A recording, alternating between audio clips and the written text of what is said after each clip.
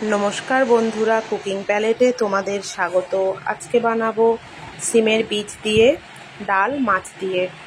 আমি এখানে সিমের বীজগুলো আগের দিন রাতে ভিজিয়ে রেখেছি। এবার সিমের বীজগুলো এইভাবে ছাড়িয়ে নেব। ছাড়িয়ে নিয়েছি, আমি একটু সেদ্ধ করে নেব।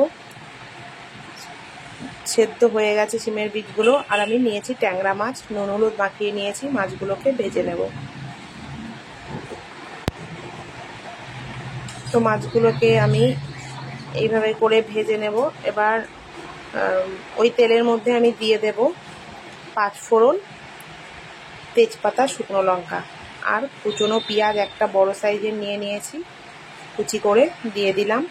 পেঁয়াজ আর নুন আর হলুদ দিয়ে পেঁয়াজটা একটু ভেজে নেব।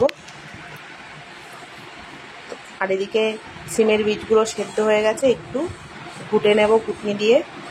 আর এদিকে পেঁয়াজটাও সেদ্ধ হয়ে গেছে। এর মধ্যে আমি দিয়ে দেব 2-3টে কাঁচা লঙ্কা, দিয়ে দিলাম একটু আদা বাটা, একটু লঙ্কা বাটা, হাফ চামচ আদা বাটা দিয়েছি, হাফ চামচ লঙ্কা বাটা দিয়েছি, হাফ চামচ জিরের গুঁড়ো দিয়ে মশলাটা একটু এদিকে কষিয়ে নেব।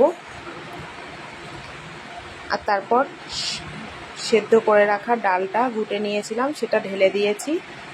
এবার ডালটা ফুটে গেলে একটু ধনেপাতা কুচি করে দিয়ে দেব। আর তারপর দিয়ে দেব মাছগুলো, ভেজে রাখা ট্যাংরা মাছগুলো এবার দিয়ে দেব। তো বন্ধুরা, রেডি হয়ে গেছে। এবার আমি নামিয়ে নেব।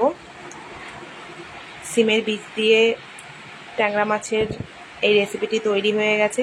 কেমন লাগলো জানিও। ভালো লাগলে আমার চ্যানেলটা সাবস্ক্রাইব করে দিও। আর তোমরা বাড়িতে এটা ট্রাই করে দেখতে পারো, যারা যারা এটা ট্রাই করোনি। ভালোই লেগেছিল।